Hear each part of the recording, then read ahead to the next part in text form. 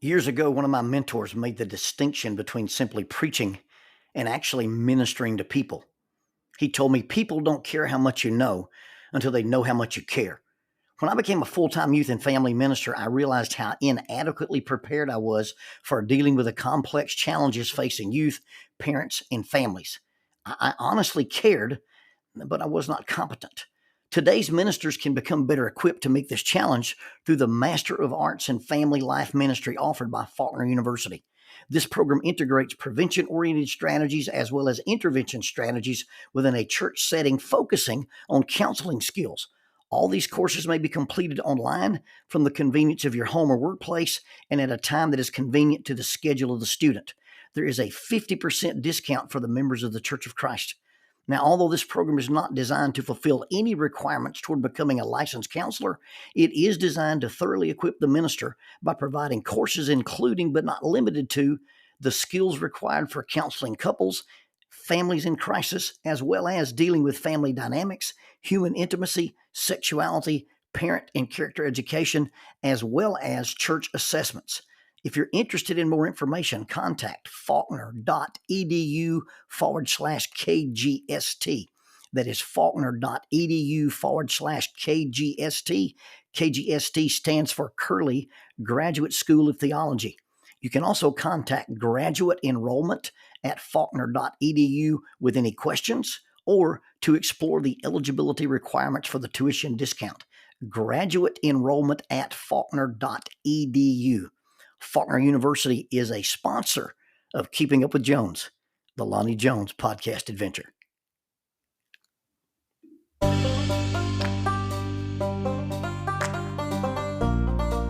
TKM Incorporated in Moss, Tennessee is a construction company that specializes in erosion control, seeding, and soil, hydroseeding, hydromulch, minor excavation, and silt fence.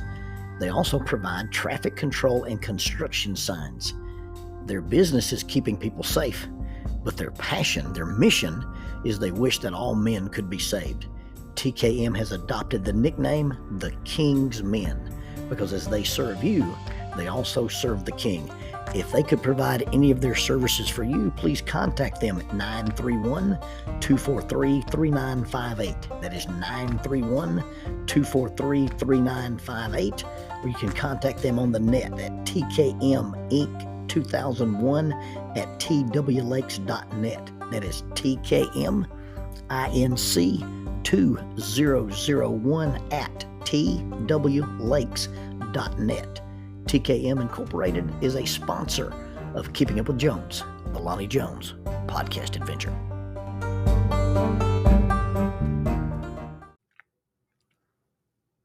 Lots of things happen when you're preaching in small churches.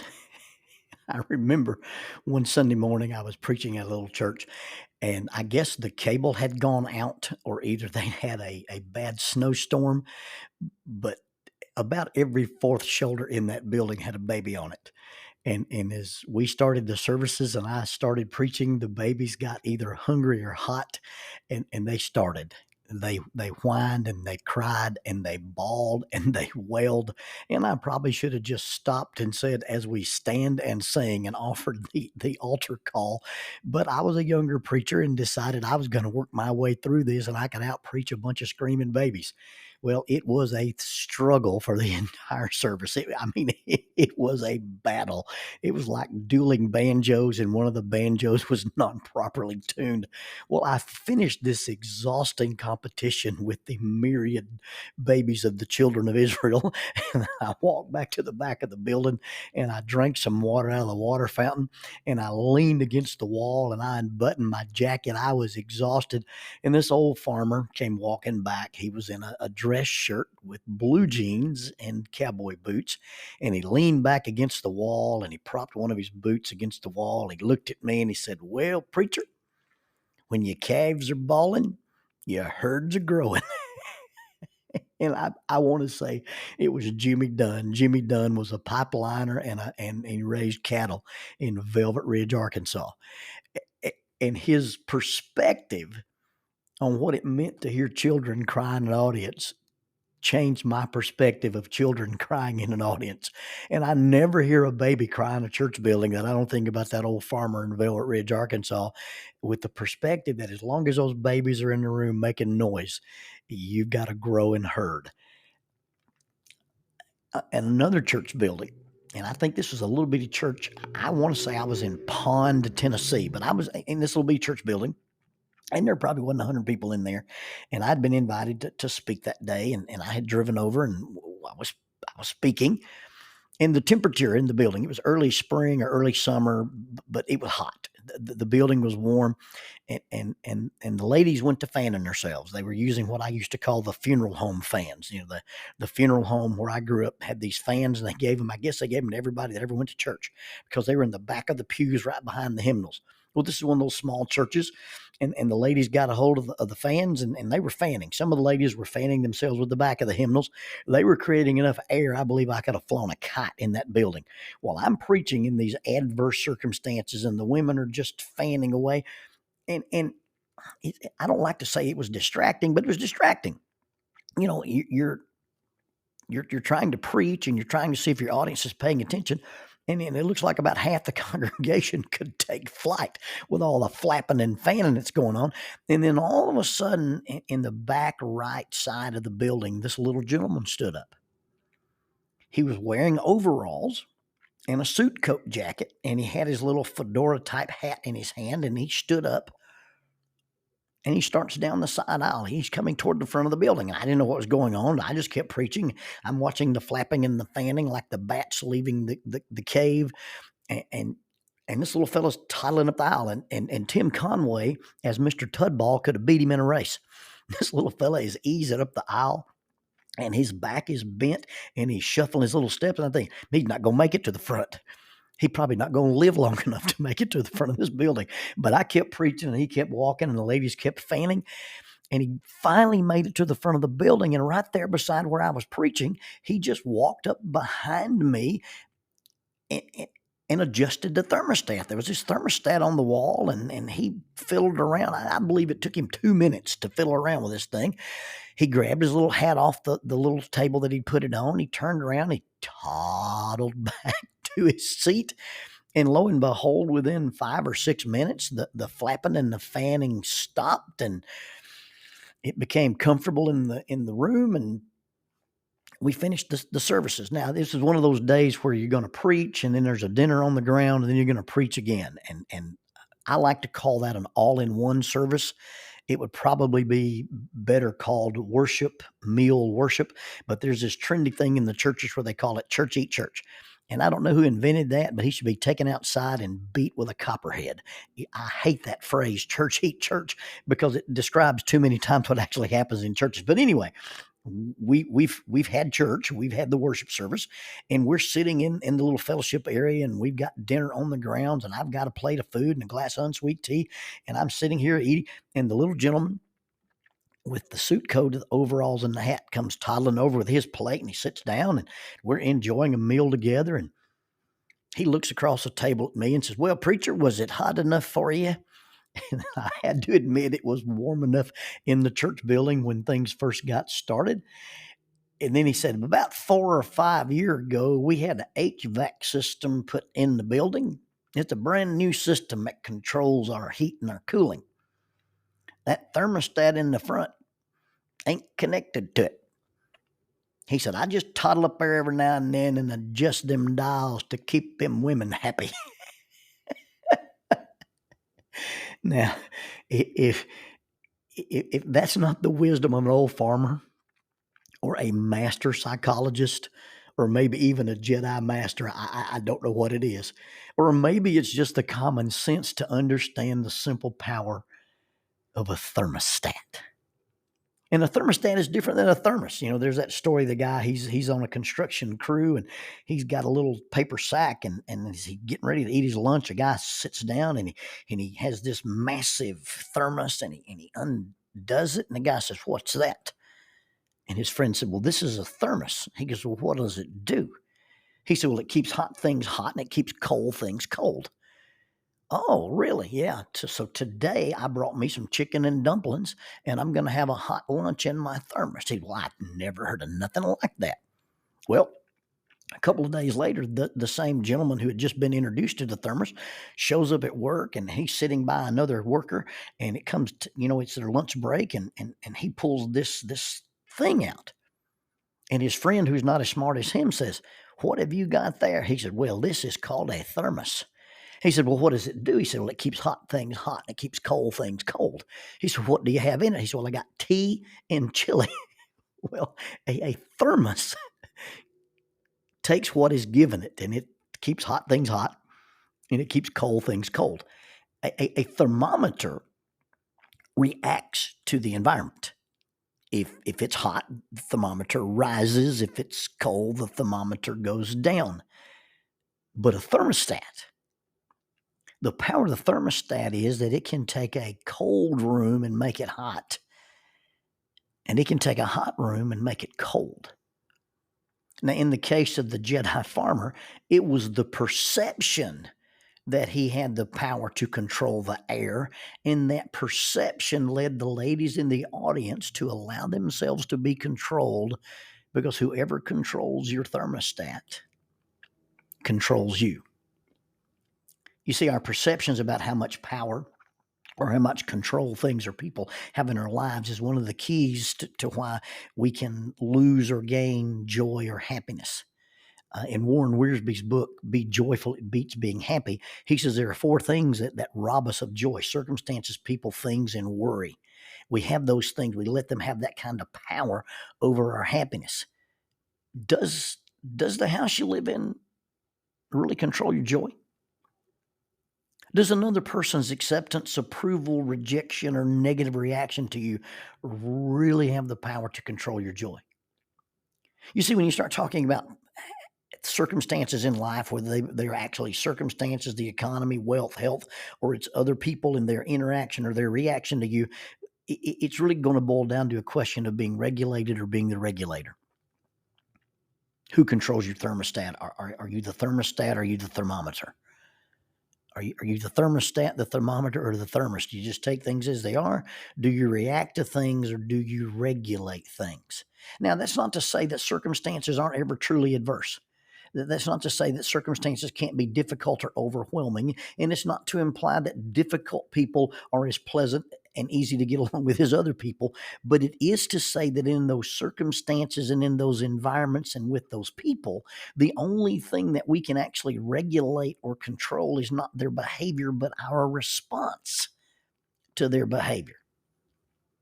The same is true about the environment or the circumstances we find in ourselves.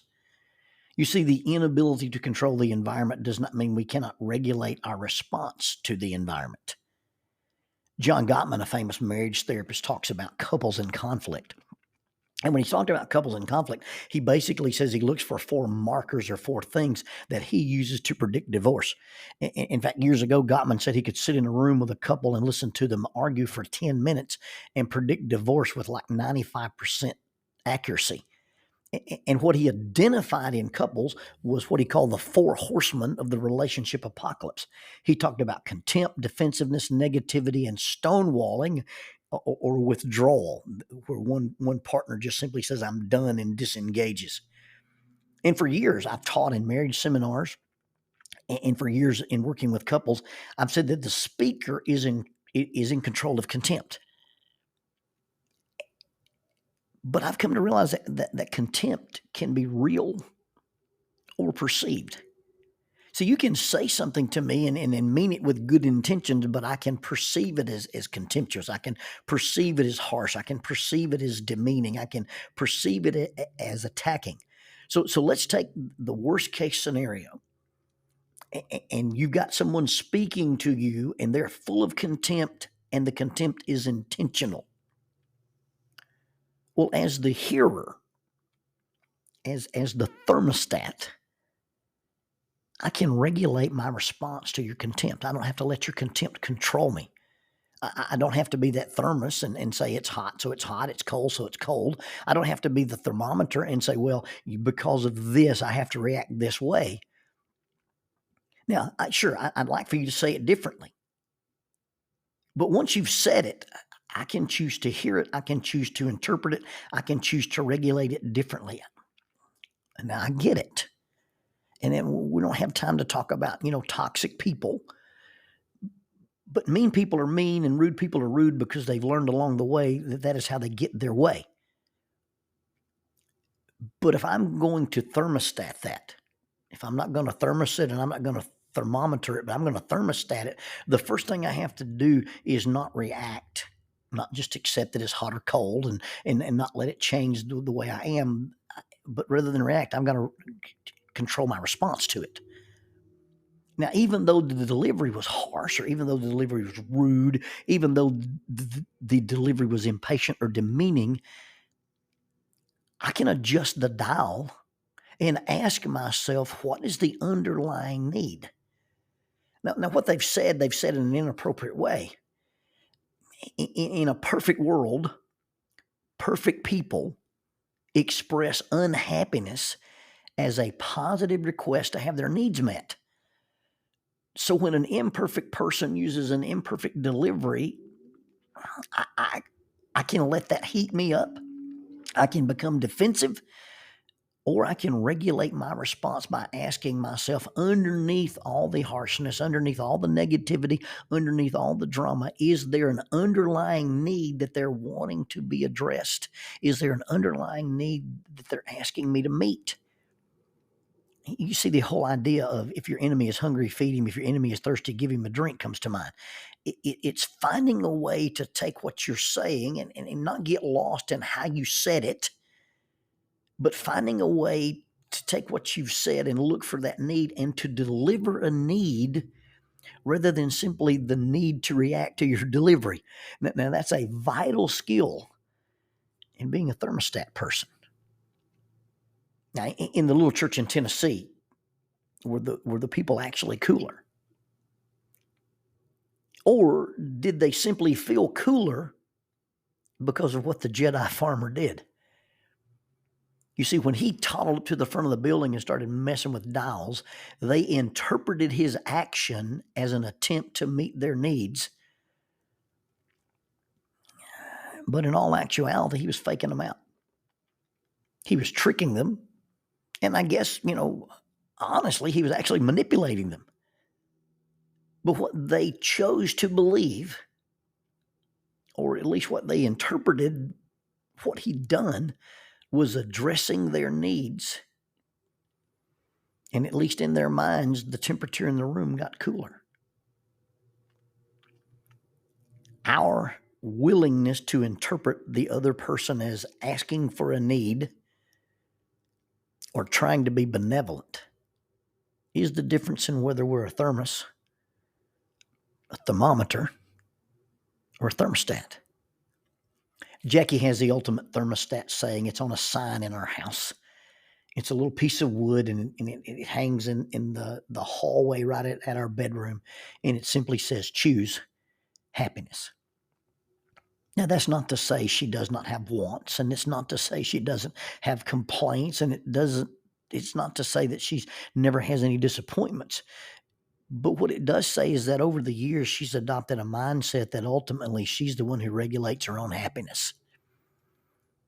And that in spite of how other people behave, in spite of circumstances, in spite of things, and in spite of worry, she's the one who regulates her own happiness. And in talking about self-regulation, and in talking about response to our own emotions rather than other people's actions, inactions, or interactions, Daniel Goleman, in his book Emotional Intelligence, describes it like this. And there's basically 4 points. Is a verbatim quote out of Goleman's book on page 45. Number 1, self-regulation. This is managing emotions. Handling feelings so that they are appropriate is the ability that builds on self-awareness. This includes self-soothing, shaking off rampant anxiety, gloom, irritability, and the consequences of failure. Those who are poor at this skill are constantly battling feelings of distress. Number 2, motivating oneself. This is marshaling emotions in the service of a goal and is essential for paying attention, for self-motivation, mastery, and for creativity. Emotional self-control, the ability to delay gratification and stifling impulsiveness, underlies accomplishment of every sort. And then number 3, recognizing emotions in others. Empathy. Another ability that builds on the emotional self-awareness is the fundamental people skill. People who are empathetic are attuned to the subtle social signals that help them interpret and indicate what other people need or want. And then number 4, handling relationships. This is the skill in managing emotions in others. This is the tipping point between social competence and social incompetence, and the specific skills involved in dealing with competence and incompetence. And these abilities undergird popularity, leadership, and interpersonal effectiveness. Self-soothing, shaking off rampant anxiety, gloom, irritability, and the consequences of failure. Those who are poor at this skill are constantly battling feelings of distress. Those who are poor at this skill have allowed others to be in control of their intrapersonal thermostat. And by giving someone else this control, by default, you've given up the ability to regulate your own temperature. You've given up the ability to regulate these circumstances. And by default, when you give up this skill, by default, you've given control away of your intrapersonal thermostat. And by default, you become a thermometer.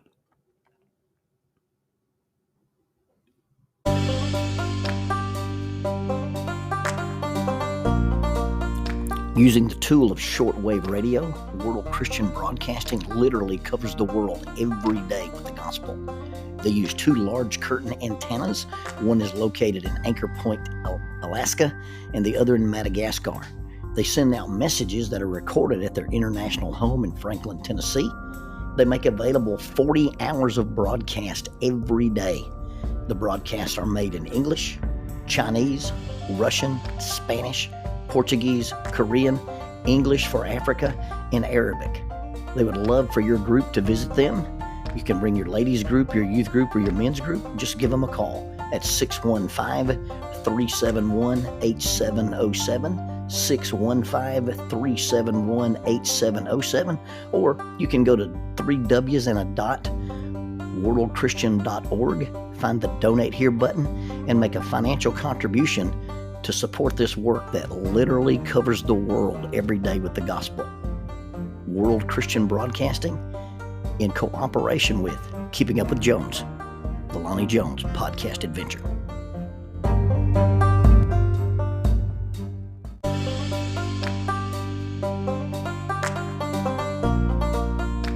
Keeping Up with Jones, the Lonnie Jones podcast adventure. I am your host, Lonnie Jones. My wife Jackie and I moved to the city of Huntsville in 1986 for me to be a youth and family minister. I have been a minister since 1980. I have served in this community as a police chaplain assigned to a SWAT team since 1992, and I've been in private practice as a licensed professional counselor since 1998. I'm also an adventure educator and an avid outdoorsman. I dabble in rock climbing, and I goof around with Brazilian Jiu-Jitsu. Our life has been full of many wonderful experiences, and some just outright adventures. I used to write about those things in a little church bulletin article, so now instead of asking you to read those things, we're just going to talk about them in our podcast. And as we talk about them, we're going to talk about the facts. The facts lead to concepts, and the concepts lead to application. One caveat about the facts is, for the most part, we're going to tell you the facts just as they happened. But every now and then, we're going to tell you the way other people have told us they remember it happening, with a little bit of embellishment. It's all good, clean fun and for educational purposes. Thank you for listening, and we hope you enjoy Keeping Up with Jones.